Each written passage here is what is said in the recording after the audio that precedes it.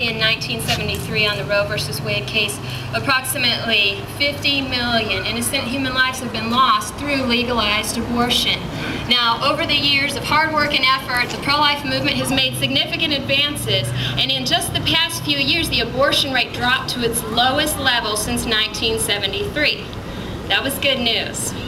Although Barack Obama promised during his campaign that as president, he would work to reduce abortions, the past 100 days tell a very different story and have been marked by rapid advances in the abortion agenda. We, with the Right to Life, have been carefully monitoring these changes. Perhaps you have too. During his first week as president, Barack Obama overturned the Mexico City policy. What this means is that our taxpayer dollars now go to fund agencies that perform and promote abortions overseas. Also, in February, he began making moves to overturn the Provider Conscience Clause. President Bush put this clause into place to protect pro-life medical personnel and centers from being forced to participate in abortions. In March as well, he pledged $50 million to go to the United Nations Populations Fund.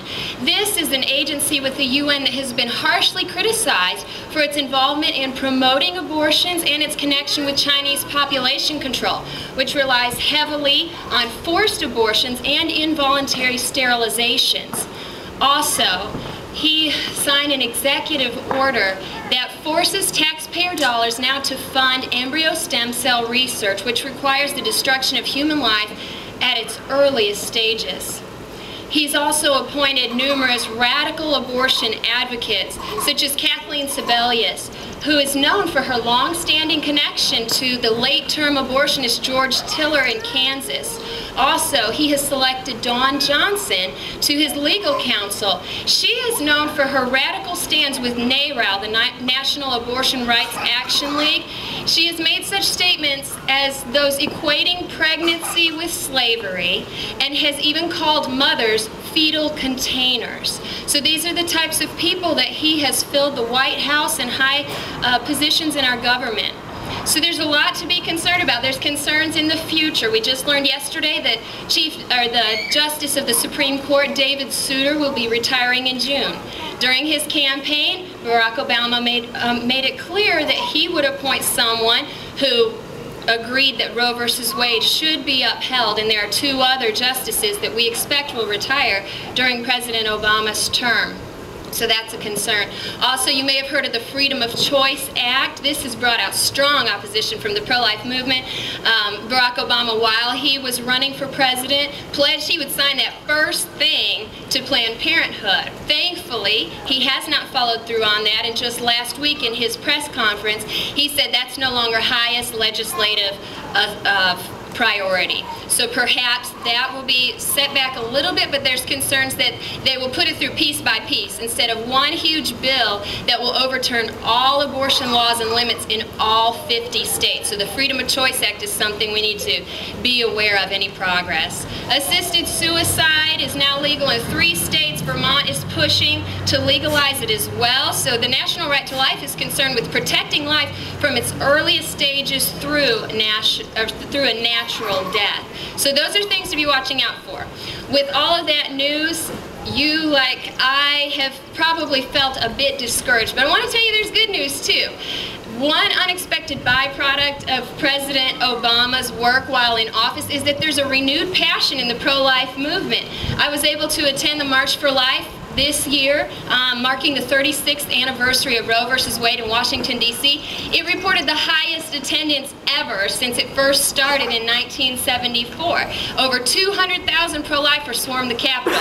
We had the Red Envelope campaign on the last day of March. Over almost 2.5 million red envelopes were sent to the White House containing a pro-life message for our president.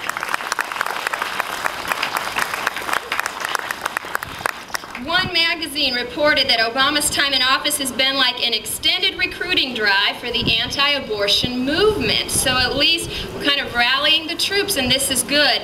Another pro-life leader said a lot of the pro-life activists are waking up because we don't have President Bush and his veto pen to protect us anymore. So those are good byproducts that are taking place. A new poll that was conducted by Pew Research indicates that support among the public is at its lowest level for legalized abortion. So we are making headway, and we need to reach individuals before we can change the laws. So you might wonder, what can I do to make a difference? And I'm glad you're thinking that way, because there's a lot that you can do. One thing you can do, become a member of the National Right to Life. Their goal is to double membership in 2009, so visit their website, www.nrlc.org, and you can join them. They'll keep you updated on current issues and legislation, where you can contact our representatives and voice your concern.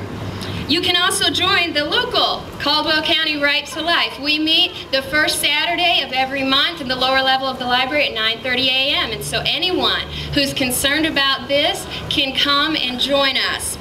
Visit our information table. We've provided a lot of things to help you to learn to articulate your pro-life beliefs. We need to be able to present our beliefs in a clear and understandable way. There's one handout that tells you how to do that with just 4 simple arguments, so I encourage you to check that out.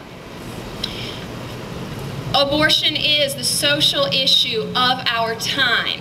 We need to take action. We cannot stand by. The cost is too great. It has well been said that the only thing it takes for evil to flourish is for good men to do nothing. So let's not do nothing. Let's take action, be a voice for the voiceless. We have the right on our side, and we can make a difference. Thank you.